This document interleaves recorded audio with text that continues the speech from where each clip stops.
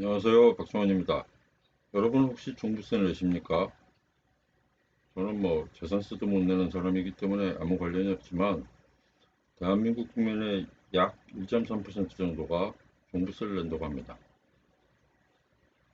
국민의 1% 정도니까 뭐 굉장히 부자들 얘기겠죠. 종부세는 사실 이제 세계에 좀 유례가 없는 제도입니다. 대개는 뭐 재산세 하나로 끝내죠. 재산세 이제 인상을 좀 시도하던 2005년도경에 당시 강남구청 등 이미 주택가격이 상당히 높은 지역의 지방자치단체들이 반대를 한 겁니다. 그러다 보니 지방세인 재산세에 대응하는 국세로서 종합부동산세를 도입하게 됩니다. 아, 종부세가 세금인 것은 분명합니다. 그런데 이제 부자들에 대해서 말하자면 좀 콕 집어서 부과하다 보니까 이게 벌금 같다 이런 얘기도 있습니다. 그럴 수밖에 없겠죠. 예를 들면 다주택자일 경우에는 엄청난 과표로 부과를 하거든요. 그러니까 투기 억제책인 것입니다. 그 다음에 좀 가격 인상을 억제하려고 하는 것이겠죠. 그런 요소다 보니까 당연히 그 대상들에 대해서는 말하자면 의심을 하고 그런 대상이 된 겁니다. 그러다 보니까 약간 죄악시하는 경향도 보이는 것이죠. 내는 사람 입장에서는 상당히 억울할 것 같습니다. 저같이 가난한 사람 입장에선 부자들이 세금을 많이 내서 그 세금을 통해서 저 또한 조금이라도 혜택을 받게 되니까 고마울 따름이지만 부자들 입장은 또 다르지 않겠습니까? 부자가 꼭 죄는 아니니까요. 세금은 기본적으로 의미 과세입니다. 그런데 종부세는 그거 플러스 맞으면 좀 능력이 있으니까 사회적 기여를 더 많이 해라 이렇게 좋게 해석하는 게 맞을 것 같습니다. 부동산 정책에 문제가 많죠. 강남의 집값이 아무리 비싼들 무슨 상관이 있냐 이런 말도 있었습니다. 맞기도 하고 틀리기도 합니다. 왜냐하면 어느 특정 지역의 가격이 굉장히 높아지고 그러면 투기 그 말하자면 의도가 생기거든요. 그곳에 가서 돈을 벌고 싶은 거죠. 그러니까 우리 사회의 근본적 문제는 돈의 흐름이 좀 뭐랄까 비생산적인 분야에 몰린다는 것입니다. 그러면 경제의 경쟁력 측면에서 문제가 있다는 것이죠. 그런 측면은 또 하나 있지만 예를 들어서 그 강남을 잡기 위해서 어떤 억제책을 동원하다 보니까 풍선 효과로 지방까지 막 번지는 것입니다. 여기 잠깐 기사를 한번 보시면 이런 말이 나왔어요. 노무현 정부는 강남 집값만 올렸고 문재인 정부는 전국을 투기판으로 만들었다. 이게 김원동 정실련 부동산 건설 개혁 운동본부장의 말씀입니다. 뭐 만들었다 이런 능동적 표현은 좀 어폐가 있죠. 만들려고 했다고는 생각하지 않는데 결과가 그렇게 됐다 이것은 부정하기 어려울 것 같습니다.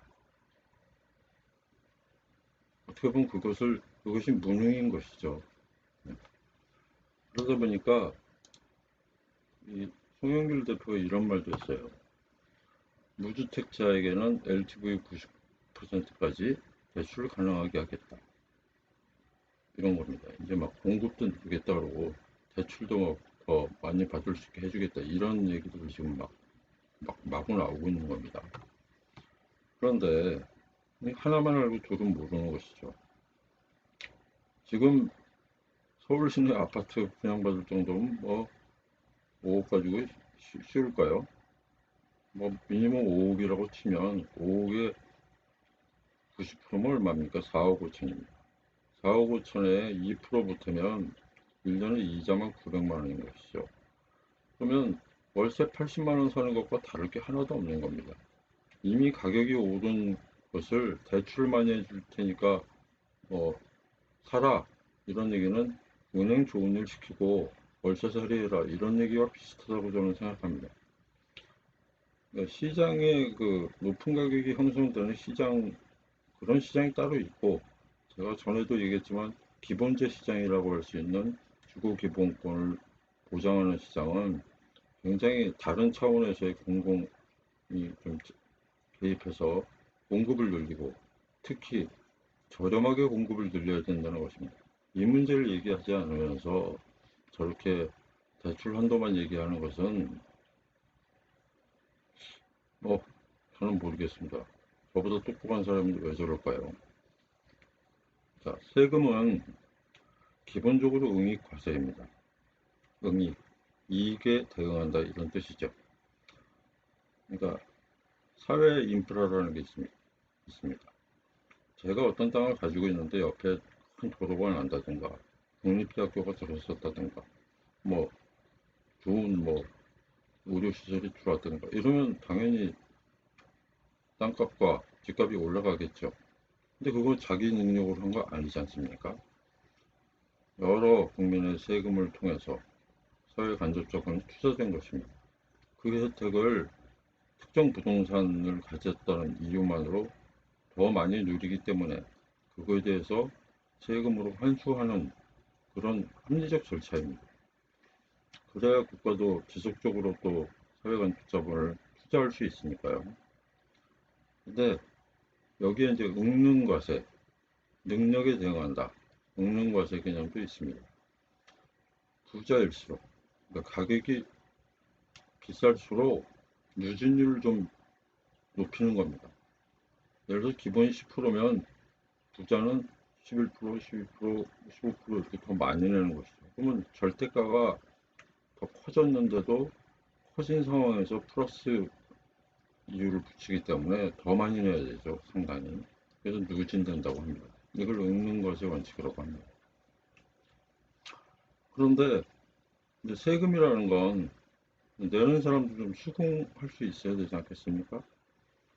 내가 누린 가치가 세금을 낼 만하다 이런 그 부정할 수 없는 어떤 근거들이 있어야 됩니다. 그것을 제공하는 게 지금은 공시지가인 것이죠. 말은 공시지가 이렇게 표현하지만 공시지가와 공시가격은 약간 다르긴 합니다. 기본적으로 그냥 다 통념적으로 공시지가라고 하니까요. 근데 우리 공시지가 문제는 이제 모든 문제의 근원처럼 이렇게 바뀌고 있는 겁니다. 공시지가는 평가했는데 그 근거가 무엇인지 그런 걸 공개하지 않고 있거든요. 여기 잠깐 기사를 보시면 어떤 분이 이게 텍사스 사시는 분인데 이런 거를 쭉 자기 얘기를 써놨어요. 주택, 이제 거기는 뭐 재산세밖에 없는데 주택의 가치, 이건 뭐냐면 건물이라는 거는 이렇게 감가상각이 되지 않겠습니까? 건물이 노후화되면 가치가 떨어집니다. 그 다음에 땅의 가치, 이런 것은 아까 얘기한 것처럼 사회 인프라에 따라서 가격이 오르게 됐죠. 그 다음에 이런 시세가 결정이 되면 주변 지역에 있는 공공시설의 유무에 따라 이제 또 달라지는 겁니다. 근처에 학교가 있다든가, 공공재, 도로 및 수도시설 이런 것들, 그 다음에 건강 관련 복지시설이 있다든가, 이런 식으로 살기 좋고 편한 곳이면 이제 세금을 부과하는 기준이 되는 그 공시 가격이 더 높아지는 것이죠. 이것이 이제 투명해야 되고 근거가 분명해야 되는데 이에 대해서도 이제 갑론을 박 매년 싸웁니다. 잠깐 보면 우리가 이제 우리 공시지가 제도가 좀 문제가 있어 보입니다. 제도의 문제라기보단 운영상의 말하자면 차이겠죠. 잘 보시겠습니다. 미국 예를 들게 되는데 미국은 전문 인력을 활용해서 감정을 합니다. 국가 자격증을 보유한 평가사들이 공시가격 평가 업무를 하는데 그 감정평가 자격증 가진 사람들을 공무원으로 고용해서 상식을 측정해서 이제 그렇게 하는 겁니다.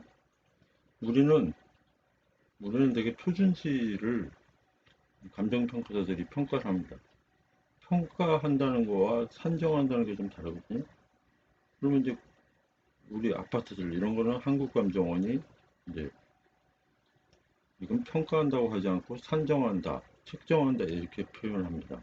왜냐면 평가라는 건 굉장히 아주 개별적 평가를 필요로 하는데 이렇게 못 하거든요. 1339만 호의 공시가격을 책정하는데 550명이 한다는 거예요. 한 명이 아파트 20만 세대를 가격을 매기는 겁니다. 상식적으로 이해가 가십니까? 그 550명 중에 감정평가사 자격증 가진 사람 한 200명, 나머지 한 300여 명은 하루나 이틀 정도 소양교육만 받고 측정하는 것이죠. 평가 내역을 상세히 공개하는 미국에 비해서 한국은 전면적으로 비공개입니다. 이의 신청을 하면 미국의 경우에는 30페이지 분량의 보고서를 보내서 설명하고 담당자의 이름도 명시한다는 것이죠. 인간 사는 사회는 다 그렇지 않습니까? 내 이름을 걸고 하면 좀 책임감이 생기는 것이죠. 집단의 뒤에 숨지 못하도록 하는 겁니다. 이게 굉장히 민주주의에서는 중요한 요소인 것 같습니다. 우리 공무원들은 어떨까요? 국토교통부 고위 관계자가 말하기로 공시가격 산정 과정을 공개할 경우 불필요한 혼란이 생길 수 있다. 자기들에게 불필요한 논란이라는 것은 자기들 공무원들에게 좋지 않은 논란이 생긴다 이런 뜻입니다. 그러니까 한국의 공무원 사회 공직은 지금의 모습으로 냅두면 나라 망치게 생겼습니다. 뿐만이 아니고 아파트 층 면적 같은데 공시가가 큰 차이 이런 거 하면 또 뭐 비싸다 싸다 난리가 아닙니다. 그러니까 이렇게 뭐 매번 공시가격 산정할 때마다 이렇게 논란이 벌어지고 그것을 언론들이 어떻게 다루느냐에 따라서 이거는 정권의 향방을 좌우할 수도 있거든요. 이런 제도를 제도적으로 좀 근본적으로 개선해야 하지 않느냐 이런 얘기도 오래도록 해왔는데 도대체 정치권은 답이 없습니다. 뭐 모자라다 그러면 저런 식으로 LTV를 올리겠다 이렇게 자꾸 그냥 임기 대응만 하는 겁니다. 이렇게 해가지고 나라가 그 좀 안정적으로 운영될 수 있는지 저는 그게 궁금합니다. 대안은 이런 것도 있을 수 있습니다. 재산세로 통합하는 것이죠. 원래 이치대로 돌아가는 겁니다. 지금은 9억이니 12억이니 어떤 커트라인이 있고 그걸 넘어서면 대상이고 아니면 아닌 거잖아요. 근데 그것도 사실은 모순이죠. 8,999만 원, 8억 9,900만 원이면 해당이 안 되고 9억 1천만 원이면 해당이 된다. 이거 웃기지 않습니까? 네? 그러니까 이게 일관적으로 쭉 누진일이 생겨도 쭉 고르게 그 어떤 그래프를 그려야 되는데 딱 어느 단계에 가면 종부세 대상이 되는 거예요. 그런 것을 없애려면 재산세를 통합해야 되는 걸 근본적으로 고민해야 된다. 그러니까 응익과세 원칙을 철저히 지키고 누진율을 제대로 평가해서 누구도 사실은 같은 게 거의 없을 정도로 잘 세분화되어야 된다는 거죠. 또 하나는 지금처럼 종부세를 유지한다고 쳤을 때는 이런 방법도 있는 겁니다. 우리가 공시지가를 산정하는 것은 그 땅이라는 건 어디 도망가지를 못하잖아요. 그 지역에 근데 환경이 변하면서 가격이 자꾸 움직이기 때문에 공시지가 산정을 해야 되는 것은 맞습니다. 그렇지만 어떤 지역이 어떤 경우에는 사실은 매매 가격 기준으로 그냥 세율을 부과할 수도 있습니다. 세금의 이 비율, 세율은 정책이지만 이 공시지가의 산정은 실무인 것이거든요. 실무적 차원에서의 문제들이 모든 걸 망가뜨리고 있기 때문에 그런 문제를 해결할 수 있습니다. 그러니까 예를 들어서 종부세를 매기는데 매매 가격에 고정하겠다. 이러면 뭐 가격이 올라도 내가 내는 게 부담이 좀 불공평해 세금을 좀 덜 내게 하는 부자들을 위한 정책 아니냐 이런 말 할 수도 있겠지만 따지고 보면 그렇지는 않습니다. 내가 어떤 아파트를 살 때, 예를 들어서 자동차를 살 때 보험료가 얼마나 하고 뭐 이런 거 유지비 예상을 하잖아요. 세금 예상이 가능해야 되는데 그 예상을 가능하게 하고 그리고 그 물건을 다시 다른 사람에게 매매를 했을 때 가격이 올랐다 그러면 사는 사람은 오른 가격에 대비한 세금이나 유지 비용을 또 예상하겠죠. 이렇게 이것은 순간적으로 과도기적 차이는 있을지 모르지만 근본적으로는 똑같습니다. 매매 가격이 움직이면 또 세금도 같이 따라 올라가니까요. 내려가면 또 내려가겠죠. 그러나 이런 경우는 있습니다. 내가 아파트를 샀는데 가격이 막 내려가는 거예요. 주변 시세가. 그런데도 세금은 똑같이 내야 되는 것이죠. 고정률로 합니다. 그러니까 이렇게 어떤 종부세는 예를 들어서 고정가격 제도고 그리고 재산세는 순수한 응익과세 성격으로 변동가격으로 이렇게 이원화시키는 방법도 있을 것 같습니다. 혹시나 해서 한번 찾아봤습니다.